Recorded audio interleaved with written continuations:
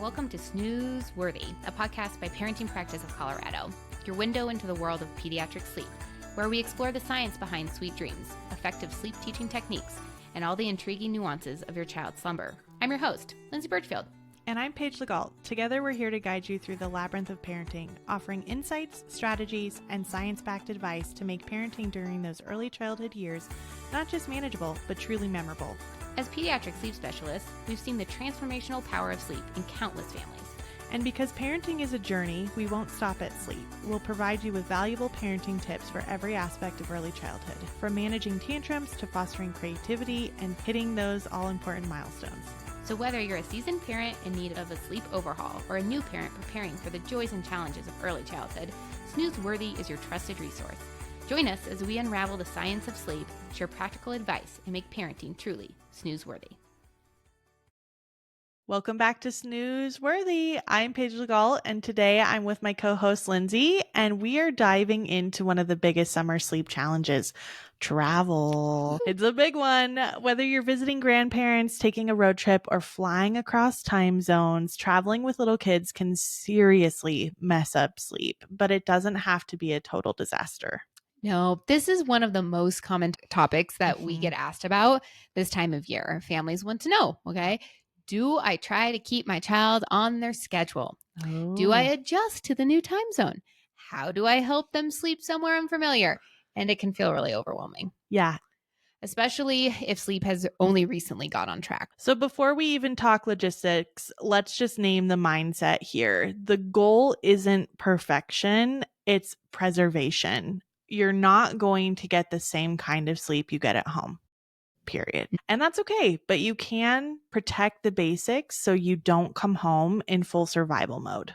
Yes. Going into a trip without any boundaries or support systems at all, that's where we see families who totally lose weeks of progress. Yeah. And potentially have to completely re-sleep train, which we are not fans of. No. So sleep thrives on predictability, and that's because of how the body produces and responds to melatonin and cortisol throughout the day. Studies show that children who stick to a consistent bedtime, even during travel or events, sleep longer and have fewer disruptions. The brain uses environmental cues like dim light, quiet, routine to signal that it's time to shift from wakefulness to rest. Even if you can't control every element while traveling, anchoring the day with consistent wake times and a calming bedtime routine supports better sleep outcomes. So let's start with the travel day itself, which I don't care who you are, adult, child, baby, is always difficult, okay? But Yeah. do your best to keep naps on track. If it's a long travel day, protect at least one of those naps, even if it's in the car or the carrier. Yeah, it doesn't matter where you do it. Nope. Try to do your bedtime routine even on those travel days, whether that means you have to pull over from your road trip, pop into a bathroom, do your routine in there, or on the airplane. That 5 to 10 minutes of familiarity can anchor your child even in a new place. And pack those things that help them sleep: white noise, blackout curtains, or a slumber pod, lovey, pajamas, and the same sleep sack or blanket they use at home. That is critical, you guys. These little guys need it because it's part of that whole process. Yep, exactly. And if you're in a hotel or staying with family, you can think out of the box about the sleep space. So think closets, bathrooms, or even something like a slumber pod. My kids have slept in endless weird closets and bathrooms, but it is a cozy, dark little cocoon for them, right? And I'm going to tell you, it works every single time. Every time. Yeah. Love myself a closet. And this is where parents really start to panic. What to do if I'm traveling 2 or 3 time zones away?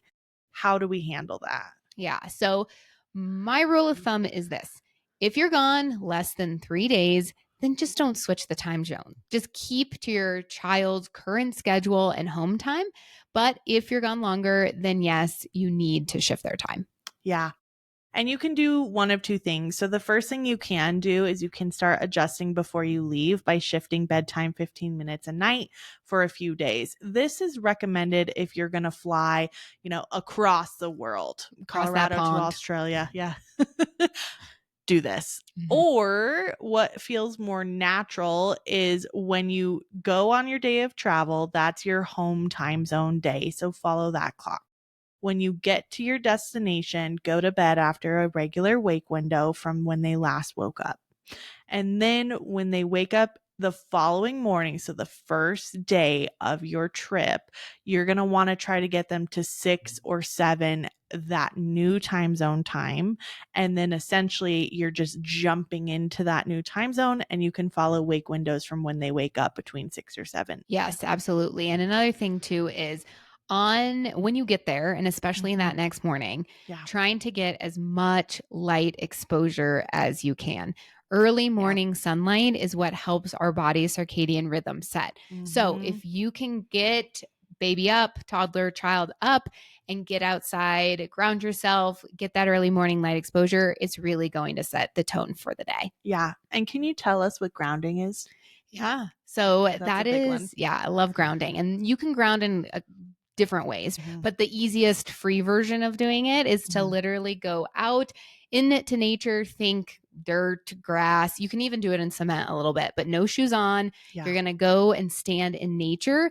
And it is actually a way that you're getting negative ions. We're positively charged. It gives you negative ions, and it truly is grounding your body. And it's something that we need to stay healthy. Yeah. Yeah. Yeah, we should do this every morning if Mhm. possible, but there is research that shows that literally as soon as you get off of that airplane, the faster you can ground, the faster your body will acclimate to where it is in the world and Yep. adjust. So you'll have less jet lag, you'll have more stamina and energy, and you won't have a long duration of just feeling like, oh my gosh, I'm still in my home time zone, that jet lag. So if you can ground right away, even while you're In pulled the on the side of the airport. road right after you left the airport, do it. Let your babies get on the ground. And then again, cement still counts, but it has to be, on the ground. It can't be in like a 4-story car garage. Yeah, like a high rise. We wouldn't suggest No, that you don't for want to your do baby that. anyways.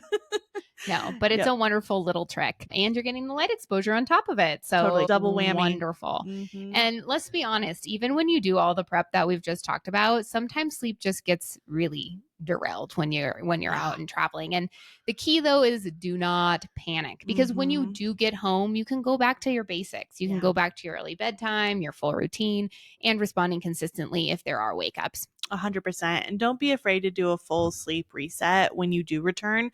Just 2 to 3 days of a super solid routine.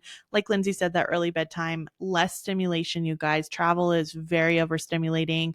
New foods, new places, new time zone. It's a lot. So let's make sure those calendars are clear when we get home. Let's make sure we have food in our fridge or do a delivery of common foods our child really likes to eat.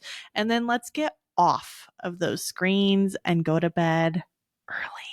Yeah, absolutely.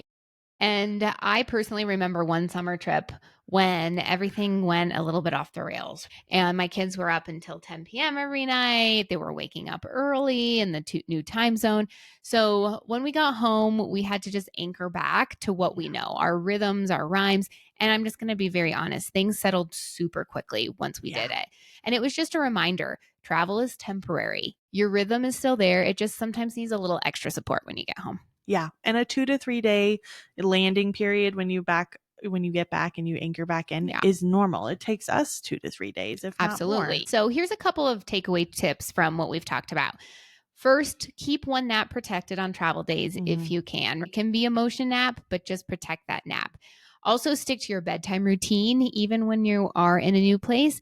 One little trick around bedtime routine is if you are going to be with family or friends, have you as the parent complete that bedtime routine for the first couple of nights. That's just really important and helping everybody to just stay a little bit more grounded in that bedtime experience. Yeah. Also, do not forget the comfort items. Don't do Bring it. the white noise, the sleep sacks, the blackout covers. Bring the loveys, heaven Yeah. forbid. You don't want to forget those. So bring things that make it feel a little bit more homey. And Mhm. if it's a short trip, you can totally stay on the home time zone. You don't Yeah. need to change. But Nope. for those longer trips, make sure that you are shifting that time zone. You can either do it prior to or when you get there. And again, light exposure grounding is going to help with that. And then when Absolutely. you do get home, just do a reset. Do those early bedtimes, do your full routine. And Mhm. if children are needing a little bit more support, just be consistent with how you're responding to them. Yeah, absolutely. Travel doesn't have to ruin sleep. It just takes a little bit of planning and some flexibility. And if you're traveling this summer, let us know in the Parenting Practice membership. What's your biggest challenge or question around sleep and travel? Yeah. And if you've already been on a trip, tell us what worked well, Mhm. what didn't, and what you might do differently next time. Let's crowdsource and get some good support here for one another. Absolutely. And if you liked this episode, please click follow, leave us a review so other sleep deprived families can find us and join and follow along. Awesome. We'll talk to you soon. Bye. Bye.